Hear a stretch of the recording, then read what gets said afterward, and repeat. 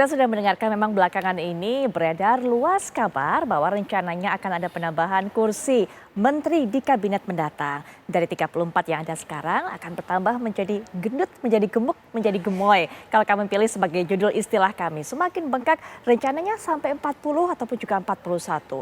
Mengenai aturan yang mengatur mengenai kementerian ini bisa semua direvisi, bisa semua diubah. Tapi kita harus juga melihat apa sebenarnya dasarnya, apa tujuannya. Apakah memang untuk kabinet mendatang, presiden dan juga wakil presiden terpilih membutuhkan begitu banyak menteri untuk bisa melakukan program-program kerjanya, atau hanya ini sebuah cara saja untuk bisa mengakomodir partai-partai yang memberikan dukungan selama masa pemilu kemarin. Nah, kita akan langsung saja ajak Anda untuk bisa melihat undang-undang yang mengatur mengenai jumlah menteri di kabinet atau undang-undang kementerian ini. Kita akan lihat bersama. Ya, ini dia. Kita saksikan. Nah, Undang-Undang Nomor 39 Tahun 2008 tentang Kementerian Negara, Pasal 12, Presiden membentuk Kementerian Luar Negeri, Dalam Negeri, dan Pertahanan, sebagaimana dimaksud dalam Undang-Undang Dasar Negara Republik Indonesia tahun 1945. Berikutnya, kita akan juga lihat Pasal 13, Presiden membentuk kementerian sebagaimana dimaksud dalam Pasal 5 ayat 2 dan ayat 3. Pembentukan kementerian sebagaimana dimaksud pada ayat 1 dengan mempertimbangkan, nah ini dia, efisiensi, efektivitas, cakupan tugas, dan proporsionalitas beban tugas, kesinambungan, keserasian, dan keterpaduan, pelaksanaan tugas, dan atau perkembangan lingkungan global.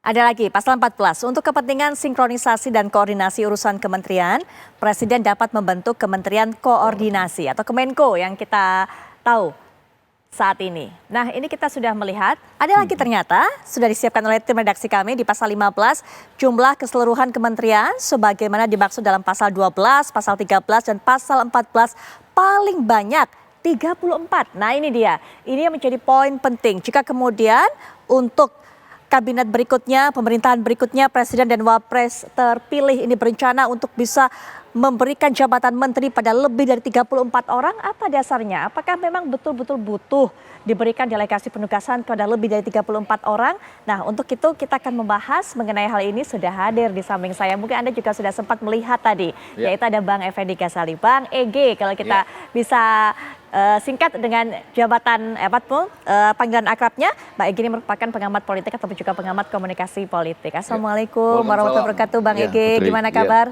Alhamdulillah ya. Alhamdulillah baik. Baik ya. Selain Bang Egy, nanti kita juga akan dengarkan narasumber berikutnya yang sudah bergabung secara daring, mewakili Gerindra, juga akan menjelaskan pandangannya kepada kita, termasuk mengenai rencana ini. Sudah bergabung Pak Wihadi Wianto. Selamat malam Pak Wihadi. Selamat malam Putri. Bang Eki, selamat malam. Selamat malam Pak Wihadi. Ya. Ini kita pilih judulnya adalah Kabinet Gemoy. Sudah sempat saya singgung tadi mengenai kegemoyan ini, rencana gemoy ini Bang Egy. Nah ini Prabowo apakah memang meniru Soekarno? Karena memang pada saat masa jabatan Presiden Soekarno sempat kita tuh memiliki menteri sampai 132 orang. Jumlah yang sangat banyak pada saat itu. Tapi apakah kemudian cukup relevan kondisi pada saat itu untuk kemudian diaplikasikan juga di kondisi saat ini? Pak Wihadi mungkin bisa berikan pandangan kepada kami juga. Sebenarnya mengapa ada rencana untuk bisa menambah jumlah menteri sampai 40 atau 41, Pak Wihadi? Saya kira begini, saya mesti luruskan bahwa hingga saat ini belum ada keputusan apapun atau keinginan untuk menambah ataupun tetap. Namun wacana-wacana kan selalu berkembang. Nah ini wacana-wacana yang berkembang ini kan kalau melihat daripada situasi yang harus dihadapi pada saat ini dan juga melihat daripada kementerian-kementerian yang ada saat ini, di mana kalau kita melihat memang banyak sekali kementerian-kementerian yang satu kementerian tetapi direktoratnya tidak nyambung. Nah ini perlu ada satu pemisahan daripada kementerian tersebut untuk memberikan suatu efektivitas kinerja ke depannya. Baik. Yang poin ini, mohon maaf Pak Wihadi, yang poin ini contohnya seperti kementerian apa Pak Wihadi? Mohon maaf saya potong. Untuk yang ada direktorat nggak nyambung ini kira-kira untuk yang direktorat nggak nyambung saat ini kementerian apa Pak Wihadi yang memang sebaiknya dipecah untuk efektivitas kinerjanya? Ya begini, kita ambil contoh saja, misalnya Kementerian Hukum dan HAM, ya. Hukum ini permasalahan juga permasalahan undang-undang. Nah, undang-undang yang Kemenkumham ini kan mengurusi permasalahan undang-undang, permasalahan daripada pemasyarakatan. Ini kan sebenarnya koordinasinya kan berbeda, karena bagaimana yang namanya membuat undang-undang dan bagaimana mengurus daripada para lapas gitu kan. Jadi kan ini kan berbeda antara undang-undang dengan lapas gitu kan. Nah, ini kan salah satu hal yang mungkin kalau kita lihat ada ada yang kementerian yang mungkin kita melihat bahwa di sini ada seperti itu. Terus kemudian juga kementerian-kementerian yang lain ada beberapa hal yang memang harusnya bisa lebih efektifkan. Nah, ini salah satu contoh saja. Ya, ini salah satu contoh ini bukan berarti bahwa memang akan seperti itu, tetapi inilah pemikiran-pemikiran ke depannya. Jadi saya pikir bahwa kita belum juga memutuskan berapa jumlah daripada kementerian nantinya, ya kan, bisa bertambah memungkinkan. Tetapi kalau kita melihat apakah undang-undangnya mengizinkan, undang-undangnya tahun 2008. Tentu kita melihat bahwa situasi sekarang itu berbeda dalam situasi 2008, di mana kita sekarang juga melihat bahwa digitalisasi sudah di mana-mana. Nah, ini juga perlu kita melihat bahwa apakah memang kita melihat bahwa situasi yang sekarang ini tidak perlu adanya sesuatu peningkatan kinerja dalam mengenai masalah perkembangan itu. Nah, perubahan daripada undang-undang tentunya bisa dilakukan karena undang-undang itu kan tidak berlaku selamanya, karena itu kan semuanya bahwa menteri itu adalah hak prerogatif daripada presiden. Jadi pengubahan daripada kabinet tentunya juga menggunakan hak dari presiden. Jadi kita masih menunggu, masih lama waktunya Oktober, dan perkembangan juga masih berjalan terus. Saya kira itu adalah merupakan satu hal yang memang berkembang di dalam masyarakat, ya, tetapi kita masih belum memutuskan. Dan kalau toh memang menambah, ya bisa saja kita menambah, tetapi juga bisa juga kita tetap. Betul. Kami memang sadari Pak Wihadi bahwa belum ada keputusan mengenai hal ini. Tapi wacana ini begitu menguat selain dari Sekjen Gerindra mengatakan kemungkinan adanya revisi mengenai kementerian ini atau jumlah kementerian ini.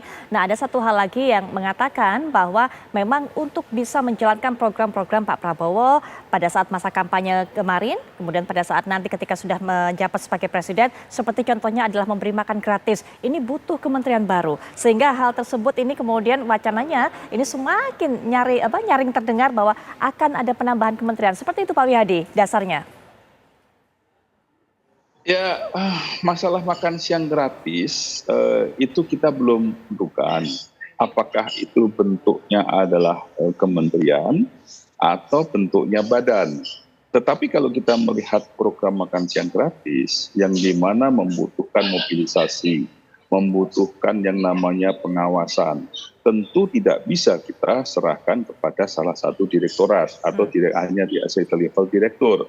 Nah, inilah yang mesti harus dipikirkan bersama untuk kesuksesan masalah ini. Jadi bisa saja dalam bentuk badan, bisa juga dalam bentuk kementerian, itu masih kita belum putuskan.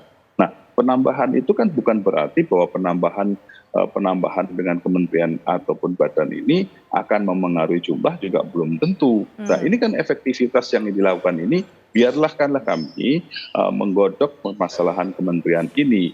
Jadi saya kira kita juga masih belum bisa memberikan satu kepastian apakah menambah ataupun tetap. Baik Pak Wihadi. Memang belum pasti Bang Ege, tapi kalau melihat prediksinya agak-agaknya seperti apa nih? Arah anginnya kemana? Apalagi sudah dinyatakan bahwa kemungkinan butuh kementerian baru untuk bisa melaksanakan program-program ini. Di situ uniknya komunikasi politik di Indonesia karena setelah ditetapkan oleh KPU berdasarkan hasil Mahkamah Konstitusi, kita nunggunya lama sampai pelantikan dan itu menimbulkan banyak diskusi seperti ini. Untung ada pilkada ini dengan pencalonan, calon tetap dan lain-lain. Sehingga semua ini kita diskusikan sekarang. Tapi tadi kalau kita sebut kabinet bengkak kan nggak enak. Bengkak itu agak-agak mengarah ke kurang sehat.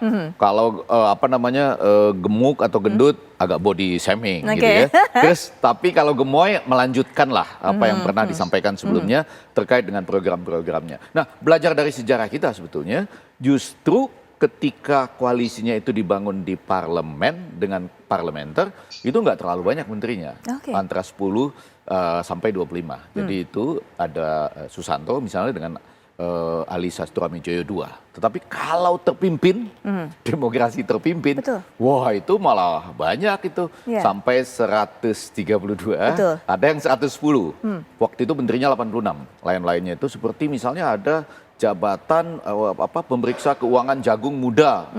Jadi pejabat 4 setingkat menteri begitu ya? Begitu. Nah jadi kembali, 2 contoh yang disebutkan oleh Pak Wihadi tadi itu hal yang menarik, terutama untuk mengatakan bahwa segala sesuatunya itu sangat mungkin kalau ingin disesuaikan dengan kebutuhan masa kini yang paling aktual dan kebutuhan program-program oleh presiden yang sudah disetujui dan dipilih oleh rakyat. Misalnya tadi menarik sekali Kementerian Hukum dan HAM dan Lapas. Oh itu menurut saya memang kalau betul katakanlah ini ingin dijadikan semacam sesuatu yang baru, apakah dilepas menjadi 2 kementerian atau menjadi badan, penting sekali. Lapas kita di Indonesia ini harus kita nyatakan dimanapun pasti tidak sesuai dengan Pancasila. Ya dong, coba. Mana lapas kita pasti bertentangan dengan ketuhanan, kemanusiaan yang adil dan beradab, keadilan sosial udah pasti itu. Jadi contoh yang disebutkan Pak Wihadi tadi sangat penting dengan pendekatan struktural fungsional, bahwa itu memang kelihatan sangat berbeda. Apakah menjadi badan maupun misalnya itu tetap tapi 2 kementerian. Nah, pada bagian lain ada alasan-alasan yang kadang-kadang justru menurut saya jangan diungkapkan karena bertentangan dengan tujuan. Misalnya, ini kan menuju era digital. Ya, lalu ada semakin digital semakin sedikit sebetulnya. Baru kemudian orang berbicara tentang pemborosan anggaran atau kemudian juga orang berbicara tentang misalnya kemungkinan peluang korupsi dan lain-lain. Tapi secara umum yang dikhawatirkan adalah tadi ketika gerakan ini menuju misalnya demokrasi yang terpimpin. Yang terpimpin itu artinya memperbesar ini untuk membagikan sehingga tidak ada oposisi, jangan ganggu kami, yang toksik di luar saja misalnya. Tetapi pada bagian lain, kalau bisa disampaikan seperti Pak Wihadi tadi, menurut saya kuat alasannya. Pasti bisa diterima rakyat. Apakah misalnya untuk melaksanakan makan siang dan pemberantasan terhadap stunting misalnya, eradication of stunting itu perlu menurut saya, sangat mendesak dan perlu. Baik, Bang, kita akan sampai di situ karena juga sudah bergabung narasumber lainnya bersama kita Mas Aryo Seno Bagaskoro, ini juga mewakili Partai PDIP. Selamat malam, Mas Aryo. Selamat malam, Mbak. Ya. Termasuk salah satu partai yang kemudian menyuarakan menentang kalau ternyata ada revisi undang-undang mengenai kementerian dan juga harus menambah jumlah kementerian ini, Mas Aryo.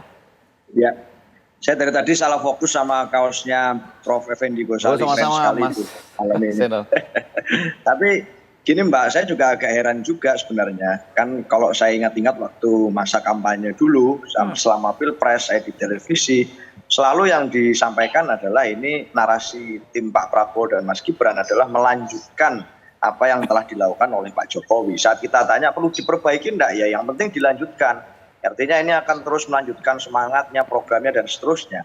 Tapi ternyata diskusi pasca KPU menetapkan siapa juara Pilpres kemarin ini langsung berubah ini dari apa yang dilakukan oleh Pak Jokowi. Ada konsepsi penambahan posisi kabinet menteri dan lain sebagainya. Bahkan hari ini yang dipasang adalah foto Bung Karno. Sebenarnya ini mau melanjutkan betul-betul konsisten pada narasi kampanye, melanjutkan Pak Jokowi atau ada konsep baru yang berbeda dengan narasi kampanye kemarin. Buat saya ini membuat mengingat memori pada masa kampanye ini agak ada berbedanya dengan apa yang dijanjikan kepada publik. Tapi saya rasa kami sebagai satu partai, kami menghargai bagaimanapun setiap masa presiden tentu ada hal-hal yang berbeda dengan kebijakan presiden sebelumnya. Tentu ada hal-hal atau sikap-sikap politik atau kebijakan regulasi politik yang berbeda dengan pemerintahan sebelumnya. Kami memilih untuk menghargai itu. Tetapi kami harus mengingatkan juga bahwa secara aturan main sebenarnya kan sudah ada yang menjadi acuan dari aturan tentang Kementerian Negara, jumlahnya, komposisinya, termasuk yang mengatur Kemenko dan lain sebagainya yang dibahas di awal tadi. Kalau mau melakukan perubahan itu, ada political will untuk melakukan perubahan itu, tentu saya kira tidak sulit untuk kemudian presiden selanjutnya melakukan perubahan-perubahan. Tetapi saya kira rakyat perlu tahu alasannya. Gitu. Nah, alasannya apa nih yang menjadi dasar pemikiran dari perubahan nomenklatur jumlah kementerian negara ini? Katakan memang nanti akan dilakukan perubahan. katakan tentang urgensi, tentang apapun bisa dibuat sebenarnya. Tetapi kan konteks hari ini saat kita melihat dan mencermati dinamika politik yang berkembang, konteks yang ditangkap publik itu adalah sebenarnya itu untuk mengakomodir kekuatan-kekuatan politik baru dari koalisi pendukung dari tim pemenangan kemarin. Itu setidaknya yang ditangkap publik saya rasa seperti itu. Bahwa setelah Pilpres banyak mungkin ini kemudian terlibat di dalam eksekutif, agar tidak ada yang mengganggu di luar eksekutif, dan akhirnya resikonya tentu pemerintahan akan menjadi eksekutif heavy dengan check and balance yang minim apabila semua kekuatan politik berusaha diakomodir di dalam kementerian-kementerian yang ada. Saya rasa publik berhak tahu alasannya, dan kalau alasannya memang adalah untuk mengakomodir kepentingan politik, ini alasan latennya begitu. Saya rasa ya bukan itu, ini adalah undang-undang. Ya, baik. Ya, tahan sampai di situ, Mas Aryo. Sepertinya ada kendala juga. Saya rasa itu. Mungkin di mute, tapi nanti Mas Aryo kita berikan kesempatan juga untuk melanjutkan, tapi setelah jeda Pak Wihadi juga silakan ditanggapi tadi ada persepsi publik yang mungkin akan memikirkan ataupun juga mengatakan bahwa rencana pemekaran ataupun juga menambah kursi kementerian ini hanya sebagai upaya untuk bisa mengakomodasi partai-partai pendukung dari pasangan Prabowo dan juga Gibran. Tapi nanti Pak Wihadi sesaat lagi.